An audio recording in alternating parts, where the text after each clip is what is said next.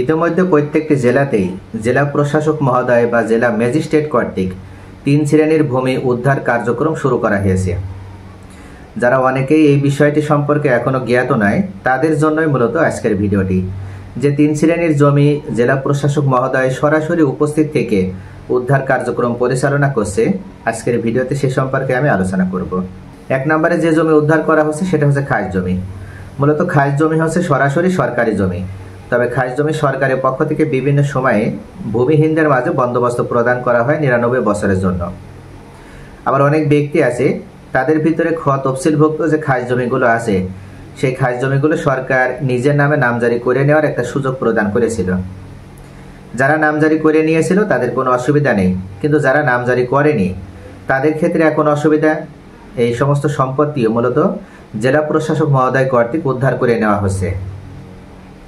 এছাড়া সরকারের সরাসরি খাস খতিয়ানের অন্তর্ভুক্ত যে জমিগুলো আছে সেগুলো আলাদাভাবে যেমন দাগ নাম্বার রয়েছে, ঠিক তেমনইভাবে একই দাগের ভিতরে ব্যক্তি মালিকানা যে জমি সেই জমিগুলোর সাথে যৌথভাবেও আছে।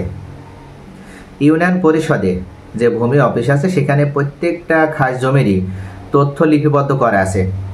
জেলা প্রশাসক মহোদয় কর্তৃক সরাসরি সরেজমিনে উপস্থিত হয়ে এমনকি প্রশাসনের মাধ্যমে এই সমস্ত খাস জমিগুলো উদ্ধার কার্যক্রম পরিচালনা করা হচ্ছে। গতকাল ৬ এপ্রিল সাতক্ষীরা জেলা প্রশাসক মুস্তাক আহমেদের নেতৃত্বে আলীপুর ইউনিয়নে আব্দুল সবুর নাম করে একজন ইটভাটার মালিক, তার বিরুদ্ধে এই খাস জমি বেদখল এবং খাস জমি জোরপূর্বক দখল করে সেখানে ইটভাটা তৈরি করার জন্য ওনার বিরুদ্ধে সরাসরি অ্যাকশন গ্রহণ করা হয়েছে। এমনকি এই ব্যক্তি মালিকানা জমির সাথে সরকারি যে খাস জমি উনি দখল করে নিয়েছিল সেখানে সরকারি খাস জমির উনি শ্রেণীও পরিবর্তন করে ফেলেছে এবং সেই জমির পরিমাণ ১৭ বিঘা জমি, অর্থাৎ সরকারি খাস খতিয়ানের অন্তর্ভুক্ত ১৭ বিঘা জমি উনি নিজের জন্য অর্থাৎ নিজে একটা ইটভাটা পরিচালনার জন্য জোরপূর্বক বেদখল করে নিয়েছে। এই জোরপূর্বক জবরদখলকৃত সম্পত্তি গতকাল ৬ এপ্রিল সাতক্ষীরা জেলা প্রশাসক মহোদয় মোস্তাক আহমেদের নেতৃত্বে উদ্ধার কার্যক্রম পরিচালনা করা হয় এবং উদ্ধার করা হয় এবং এক্ষেত্রে ওনাকে আর্থিক দণ্ডে দণ্ডিতও করা হয় এবং সরকারি যে খাস জমি সেই সরকারি খাস জমি বের করে দিয়ে পূর্বের যে শ্রেণী ছিল পূর্বে সেই শ্রেণী আবার ফিরিয়ে দেওয়ার জন্য অর্থাৎ চাষের উপযুক্ত করে সেই জমি আবার উনি সেখান থেকে মাটি উত্তোলন করেছে এবং সেই মাটি পুনরায় দিয়ে সেই জায়গা ভরাট করে সুন্দর করে জমিটা পূর্বের অবস্থায় ফিরিয়ে দেওয়ার জন্য ওনার প্রতি নির্দেশনাও দেওয়া হয়েছে। এভাবে মূলত বাংলাদেশের প্রত্যেকটা জেলাতেই জেলা প্রশাসক কর্তৃক খাস জমি উদ্ধার কার্যক্রম পরিচালনা করা হচ্ছে। দ্বিতীয় পর্যায়ে যে জমি উদ্ধারের জন্য সরকারের পক্ষ থেকে জেলা প্রশাসক মহোদয় উদ্ধার কার্যক্রম পরিচালনা করছে সেটা হচ্ছে রেল অধিদপ্তরের জমি। সাধারণত প্রত্যেক জেলাতেই বাংলাদেশ রেল অধিদপ্তরের জমি রয়েছে, কিন্তু বিভিন্ন সময় বিভিন্ন ব্যক্তি তারা এই রেল অধিদপ্তরের জমি জোরপূর্বক দখল করে সেখানে যেমন তারা আবাসিক এলাকা গড়ে তুলেছে ঠিক তেমনই আবার বাণিজ্যিক এলাকাও গড়ে তুলেছে।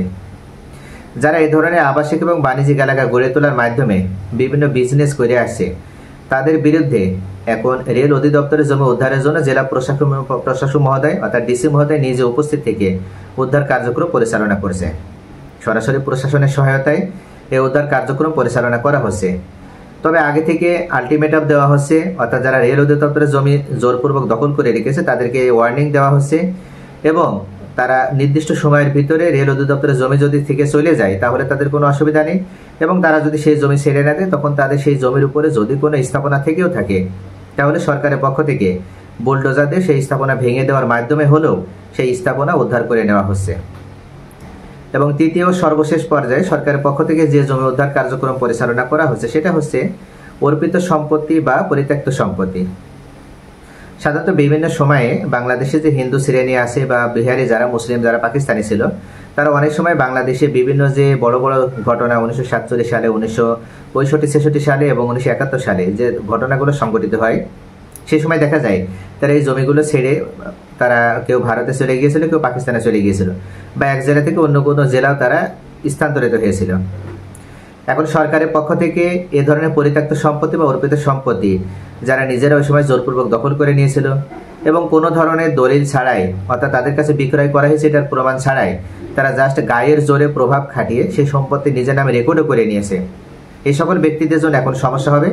অর্থাৎ যাদের ভিতরে রেকর্ডও হয়ে গেছে তাদের কাছ থেকে সম্পত্তি উদ্ধার করে নেওয়া হচ্ছে এবং এই অর্পিত সম্পত্তি বা পরিত্যক্ত সম্পত্তি উদ্ধার করে নিয়ে জমির প্রকৃত মালিক যারা তাদেরকে ফিরিয়ে দেওয়ার ব্যবস্থা করা হচ্ছে।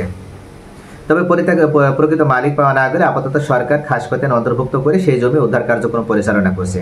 তাহলে ভিউয়ার্স, আশা করি বুঝতে পারছেন যে এই 3 শ্রেণীর জমি সরকারের পক্ষ থেকে উদ্ধার কার্যক্রম পরিচালনা করা হচ্ছে।